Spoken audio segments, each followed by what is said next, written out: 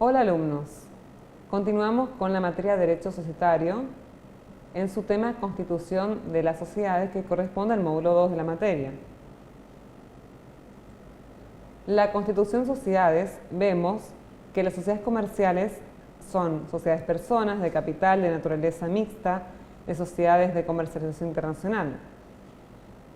La de personas, colectiva, comandita simple, capital, sociedad anónima, sociedad de comandita por acciones, de naturaleza mixta, la SRL, bien conocida, sociedad de responsabilidad limitada, y las sociedades de comercialización, cooperativa y sociedad civil. Todas estas son importantes estudiarlas bien.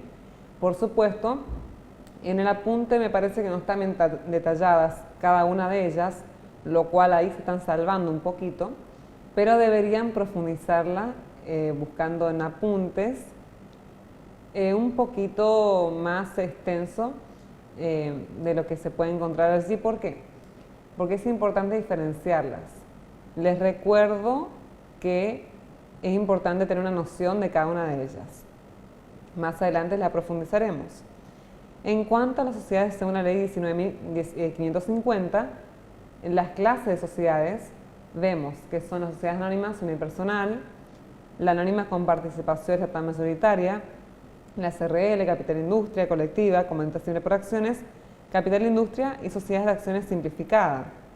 Quizás la última no la han escuchado nombrar y muchas veces uno se olvida en qué consiste, pero de todos modos siempre uno destaca las más importantes. SRL, sociedad anónima, capital industria, colectiva y las demás, pero es importante tener un pequeño concepto de cada una de ellas. Ahora bien, dirán, ¿qué diferencia hay con la Constitución de Sociedades con las clases de sociedades? Justamente, es cómo se constituyen las sociedades, es decir, dentro de las que estuvimos viendo recién, que son las que en la tercera diapositiva, no están agrupadas. En cambio, aquí en la segunda diapositiva vemos donde las que habíamos nombrado se encuentran agrupadas. Por ejemplo, sociedad colectiva y comandita simple está en el grupo de sociedades de personas. Entonces, es por esto que este motivo que yo hago la diferencia, para que sepan que cada una de ellas tiene su grupito. Es la clasificación. Es importante saber en qué grupo se encuentra. Tiene su porqué, por supuesto, ¿no? Como por ejemplo, rapidito podemos ver, la SRL es una de naturaleza mixta. La anónima y por acciones es de capital, porque posee un capital determinado, por ejemplo. Y así las demás. La naturaleza jurídica de su acto de constitución y las teorías que podemos ver, para constituir una sociedad necesitamos de 2 más personas. Entonces, hay teorías de doctrinas contractualistas, en este caso, donde se constituye una sociedad en un contrato.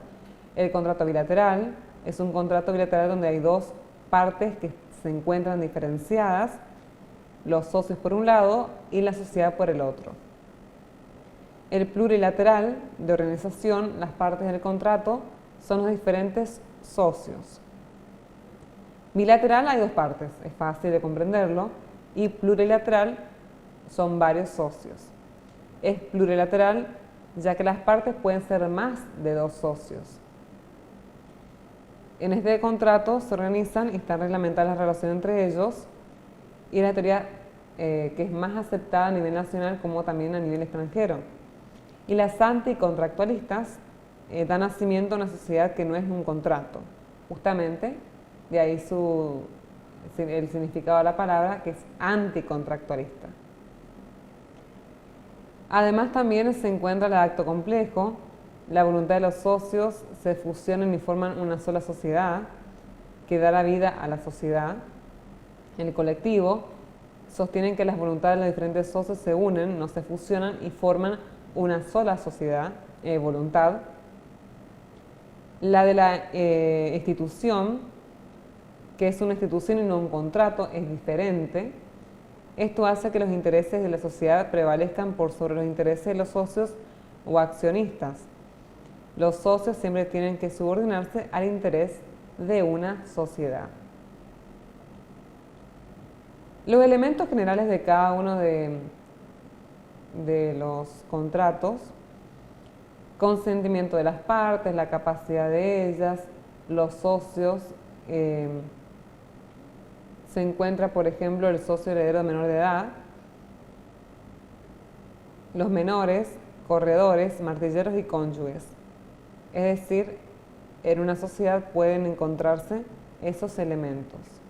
Esos temas quizás los profundiza un poco más en el material de estudio, pero no lo tengan muy presente. Son importantes, pero simplemente son elementos generales, es decir, no es un tema fundamental, a diferencia de los otros.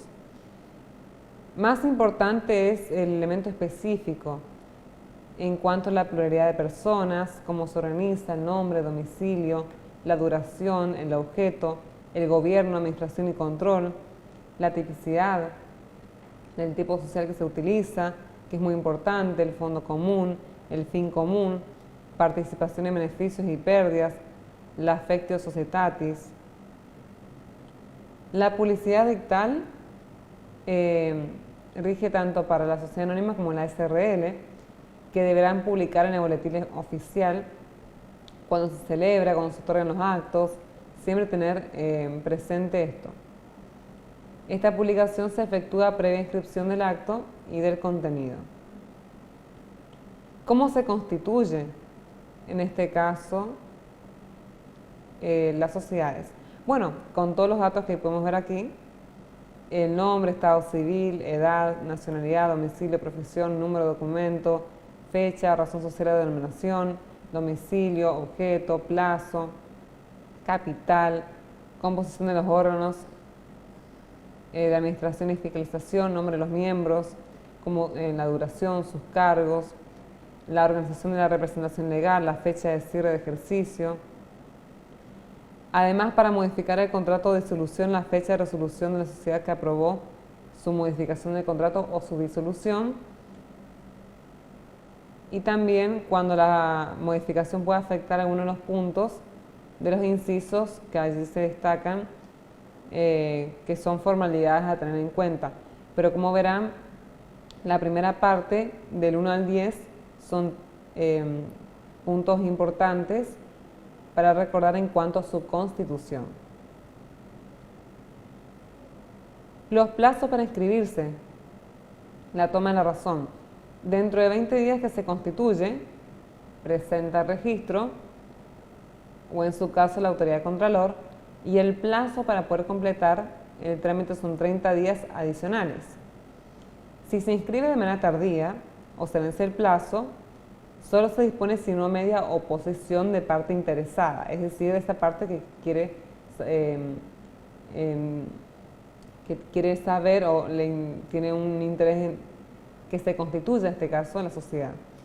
Los autorizados para la inscripción: si no hubiera mandatarios especiales para realizar estos trámites, se entiende que los representantes de la sociedad designados en el acto constitutivo se encuentran autorizados para poder realizarlos.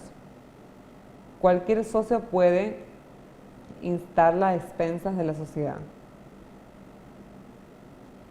Los efectos, bueno, están regularmente constituidos en la inscripción del registro público de comercio, que en su artículo 7.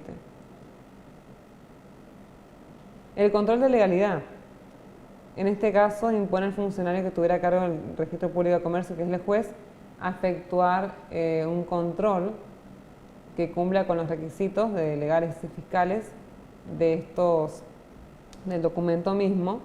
Y hay un funcionario que se encarga de controlar la legalidad de los mismos, que no presente vicio o nulidad, que va a ser obviamente nulo la sociedad, y tendremos que empezar de nuevo para constituirla correctamente. Esta inscripción otorga publicidad al acto y es una precisión iuris tantum de validez del documento. ¿Cómo son los efectos de inscripción de los actos constitutivos? Es decir, solo a partir de tales cláusulas del contrato social o estatuto se pueden ser opuestas a terceros, es decir, está inscripta y de ese modo pueden ser opuestas a terceros, considerándose constituida la sociedad desde ese momento. La inscripción de los administradores cumple efectos declarativos. No se podrá obligar al cumplimiento de las obligaciones asumidas si la cesación de estos o de su reemplazo no está escrita en el RPC.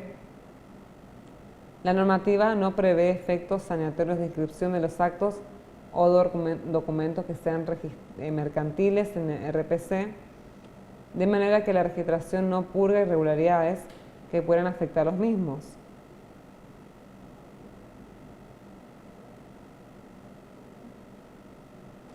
La inscripción de las modificaciones del contrato constitutivo.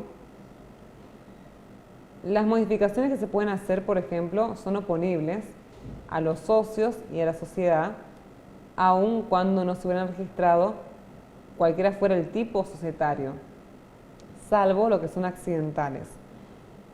Esto es importante saberlo.